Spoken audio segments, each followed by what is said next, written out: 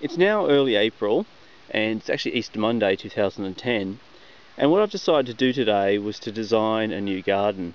Now the garden that I'm laying out is based on a Mandala Garden system, and it is almost a replica of Linda Woodrow's permaculture mandala system.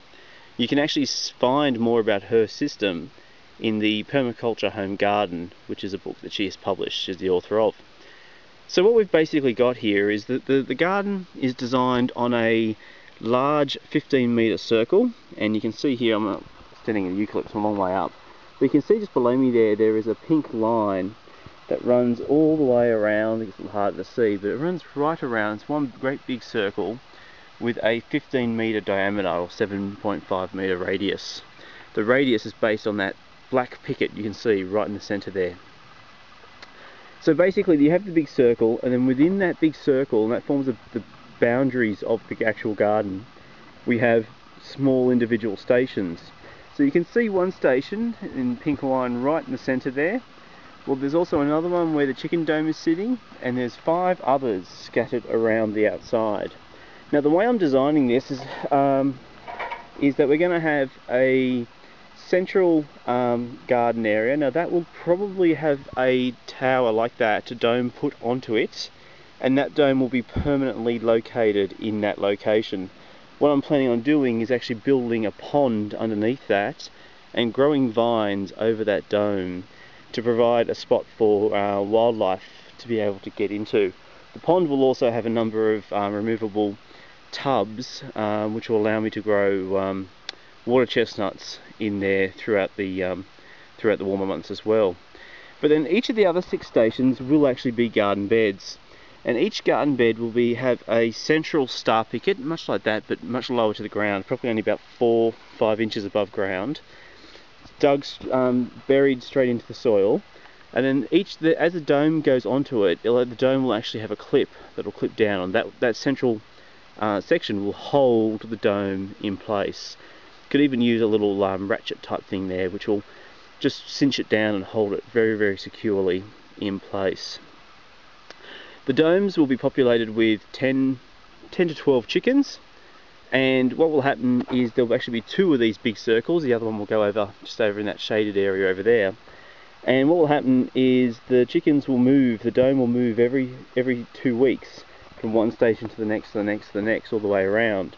And it will take it approximately 12 weeks to get around this mandala, this one here, and then it'll do another 12 weeks over there. So it means that it takes approximately 6 months to go around all of them and come back to the same station it started on. Now the advantage of this is that most of the veg that we grow take about 6 months to grow. There are some exceptions, and there is some allowance for those exceptions, but most of them take about 6 months to grow. So as the chickens move around this area, they move onto a bed, they clear it, so they tear out any remnant vegetation, they manure it, they fertilise it, they dig it. If we throw in some mulch while they're on there, they'll spread the mulch as well. And then they're on there for 2 weeks doing all that damage. They're moved onto a new bed to start doing that process all over again. And then the old bed is ready to be planted out. So what we'll do then is we'll plant out that bed that the chickens just came off, and we just basically move around with them, planting a new bed every 2 weeks. The advantage of this is that all of those activities, catching insects and digging the soil, are all activities that humans are not terribly good at, but they're things that chickens do really well. And the fact that the chickens will be moved every 2 weeks means there's always an abundance of forage for them, and there's always something to keep them active and doing what chickens do. So they should really, really enjoy this process. So as I was saying, we have this general layout. The next step is to put in the star pickets at each of those points, or all around in here. And then I need to fence off the entire area. So I'll draw in the other circle, and then I'll line up where my fences have to go. The reason I need to fence off the entire area is there's a couple of different reasons. The first one is the chicken dome there, which obviously has to be wired up. The chicken dome, I'm not entirely secure or happy that it'll be secure from foxes. We have quite a lot of foxes in the area, and I certainly don't want to come out and find any of my hens murdered So for their safety, I'm going to build a fox-proof fence around the whole garden. The other reason that I want to build, or have to build a fence around the whole garden area, which is both mandalas, is that we have a hell of a lot of wombats and kangaroos and rabbits in the area, and they will decimate this garden in no time at all. So what the plan is to build a fence around the outside. Now the design of the fence hasn't quite been settled on yet. I'm either going to go with a 6-foot high fence with a couple of hot wires running around the top, or I'll go with a about a metre high, 3.5 foot fence with a hot wire array at the top as well.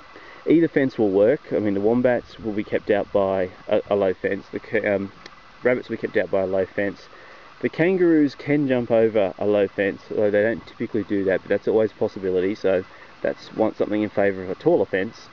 And the foxes will be kept out by a low fence with the hot wires at the top, because foxes will climb fences, but as they try to climb these, they'll hit the electrified wires at the top. That will encourage them to back off and leave it alone.